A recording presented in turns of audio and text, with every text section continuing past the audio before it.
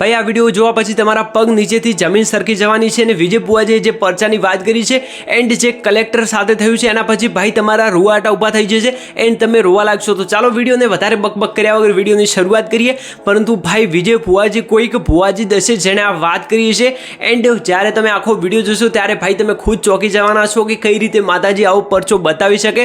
તો ચાલો વિડીયોને વધારે કન્ટિન્યુ કર્યા વગર વિડીયોની શરૂઆત કરીએ। બાકી હા તમારું શું મંતવ્ય છે તમે કોમેન્ટ સેક્શનમાં જણાવી શકો છો। બાકી કોમેન્ટ સેક્શનમાં જય મેલેડીમાં લખવાનું ભૂલતા નહીં। તો જુઓ વિજય બુઆજીનો આ ખાસ વિડીયો। બંબરકોડે કલેક્ટરની બદલી થઈ એટલે કલેક્ટરે ચોકન દારૂ બોકડા ચડતા એટલે કલેક્ટર ભણેલા ગણેલા માનતા નતા કે આ બધું દારૂ ને બોકડા બધું શું છે, બી પ્રોફેશનલ, આવું બધું ના હોવું જોઈએ। આ 21મી સદીમાં બધા ભણેલા ગણેલા છો અને આવું બધું તમે માનો છો? આ બધા કલેક્ટર તો લુંદો નાખીને બહાર નીકળ્યા મારી મઠના એટલે જમણા પગના અંકુટર ઠેહાઈ અને 3.5 દાડા ડોક્ટરે એવું કીધું કે સાહેબ કેન્સર છે, સેવા કરો ઘેર જઈ।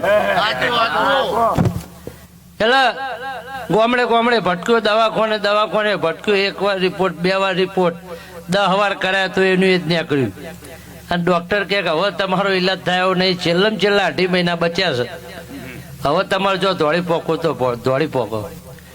એટલે પ્રવીણ માળી જેવા અમારા જેવા કોઈક ભૂવા મળ્યા ભાઈ, એમને કીધું કે તારે બીજું કશું કેન્સર નહીં, કશું કોઈ નહીં, સુખ શાંતિ જઈને ફલોના ગામની મેલડી તને વળગી વળાઈ દે, કાલ હવે કેન્સર મટી જાય।